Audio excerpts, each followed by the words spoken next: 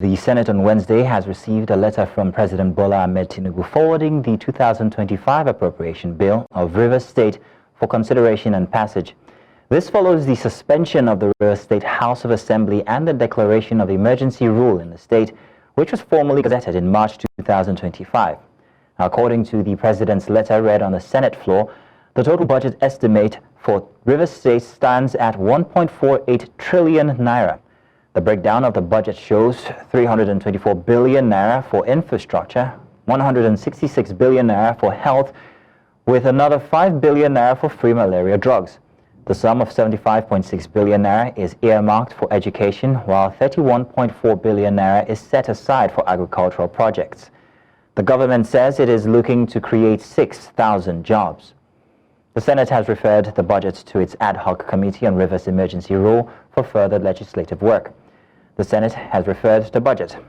Now, on the matter, joining us now for more is Haya King, a lawyer based in Port Harcourt, and also News Central correspondent Sagir Ibrahim from Abuja. Gentlemen, you're welcome. Thank you very much for joining us this afternoon. Thank you so much for being on your program. It's a pleasure being here once more. Thank you so much, News Central. It's a pleasure being on the station. Oh, the enthusiasm. What can I say? Love it. Thank you very much, Haya King. First of all, let me start by asking you, the budget is finally out and presented. Now, if the antecedent is anything to go by, this will fly, except if maybe perhaps you don't agree. Well, like I've just said, this will be maybe a very new and novel, idea. I've never come across that idea before. We are learning every day, and our constitution is not perfect. And I cannot find it anywhere in the Constitution, and I have also looked around the world. The answer is capital no. The President cannot present budget to the National Assembly. The responsibility of budget presentation is actually that of the executive in the state, executive and the legislature. The governor prepares, takes to legislature, or the President prepares, takes to the legislature, that's National Assembly. But this one that the President up there, the pyramid, the President is up there, very, very high. And the National Assembly is like this, the governor is down, and also from here, the President coming from that way, coming down, the governor, picking the budget from the governor, bypassing and going to the National Assembly. I've not seen it before. We are beginning to learn. But one thing I can tell you is that things like this, it's not going to augur well for judiciary, for democracy, I mean to say. We are still having, I think this is just, we are still looking forward to things unfolding about it. I don't know, they didn't put any law. They didn't put any law that enabled the President to do what he has just done. I didn't see any law they put it. I've seen what they just did this afternoon, but I didn't see any law they put it that enabled the President to do what he did. Although when you suspended the governor of Rivers State on the 18th of March, you quoted the 305 of the 1999 Constitution as modified. For this time I have not seen any law. Maybe as time unfolds, they would look at the law. Well, Haya King, they will bring out the law. Haya King, the law. I didn't. Now, Haya King, while we're on the subject of democracy that you mentioned from earlier, now quite a good number of people have been worried that the budget by the sole administrator will lack representation, since it will not be debated by a body of lawmakers elected by the Rivers State people. Do you share the same concern? I don't think so. I don't share the same concern. You see, the sole administrator, he is a sole administrator. It's not legally considered, legally authorized to present a budget. Where is he going to present that budget? But there was a budget that was presented. There's nothing wrong with him running with that budget for the 6 months. There was a budget. There was a budget that was presented to a legally constituted House of Assembly at the time. There was a budget. But I don't want to go into the issue of the numbers of the people and all that. There was a budget that was passed into law. Are you passing a budget twice in a year? Just like they wanted to reverse the budget which had already been spent. The 2023 budget, 2024 budget which the governor had already spent. There was a time until the governor went to the Supreme Court to withdraw that too. That, tried to buy him from spending on that budget and all that. And they also tried borrow. So right now, There was a budget that was presented late last year, late 2024, before the National House of Assembly, University House of Assembly, as it then was. And now you presenting that budget again. The future administrator could have quietly continued spending from that budget. He has already started spending money. There was nothing wrong in continuous spending money from that budget. He has already been running the state because we have this.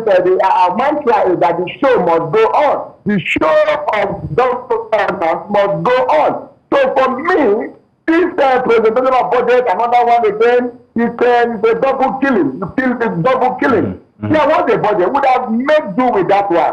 What was wrong with that budget? Just a second. Was education not provided for there? Was infrastructure not provided all right, for then, Hayaking. budget?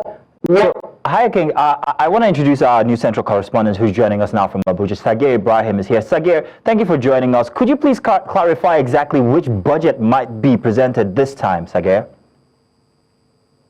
Well, for the presentation that was made today, actually the presentation was made both on the floor of the Senate and also on the floor of the House of Representatives for the National Assembly to expedite action and expedite the passage of the Rivers 2025 budget. Now, the reason is because in the situation where there's no state mechanism, talking about the state legislature, to act upon, the appropriation bill, it is expected that the National Assembly takes up the constitutional responsibility of, deliberating, considering, and passing the bill, which is the reason why the president, following the declaration of a state of emergency in Rivers State and invoking Section 305 of the Constitution, which, by the way, was approved by the National Assembly, sent the letter, in place of the sole administrator. Of course, he's not, an elected member of the government. So the president sent that to the National Assembly. Letters were received by both the Speaker of the House of Representatives and also the President of the Senate, to which they read out today, of course, announcing that the bill is now in their possession. So what they did afterwards is to commit the bill to the two ad hoc committees on rivers oversight for, further legislative action. So what we expect to see next is the bill come on the floor of plenary on both chambers, to be considered for second reading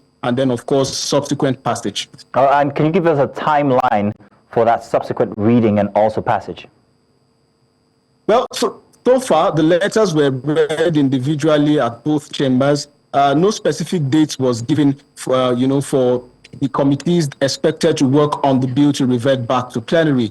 But the expectation should be that they do it as quickly as possible because, of course, as you know, the state is still working without a budget, consequence upon which means that Rivers State civil servants might not be receiving their payments and their salaries for this year. It's important for this budget to be passed in spite of the fact that a sole administrator is in place for the sake of workers within the state, to be able to get their living wages and to go on with their life. And of course, for infrastructural development, to begin to hit different areas of the state in spite of the fact that, there is a sole administrator in place, trying to resolve all of the crisis. All right. Let me come back to Hayaking. Hayaking, lastly for you, how is it the president is the one presenting the budget and not the sole administrator himself? What are the legal ramifications? Well, that's some of the questions. That is, I don't know whether you're hearing me. Yes, I can. That's some of the questions that some of us are asking. But again, that's the question some of us are asking. I, for one, does not believe that the federal administrator also has the power to present the budget. I don't think so. That he has the power to present that budget. What they mean by state of emergency is that there is something happened, emergency, there is abnormality. Abnormal. That's why I insisted that the federal administrator cannot present the budget, neither the president of the Federal Republic of Nigeria. Because there was a budget that was presented before now.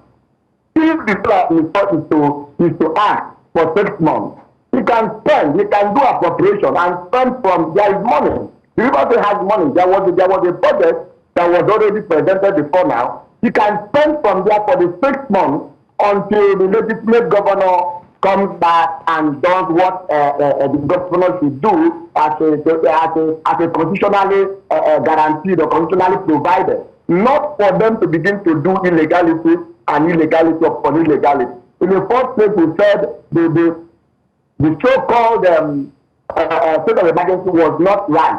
Secondly, the sole administrator cannot present a budget. That's what we think, because who is he going to present it to? Now, they are even going for a double kill by going to the National Assembly, which I think is not also, the president does not have the constitutional power to do, because there was a budget. A state can run for 6 months, a state can run for 3 months with other sources of revenue. Yes, definitely, it can run. But the salaries are already being paid, things are running, we have been commissioning projects, have been visiting project sites and all that.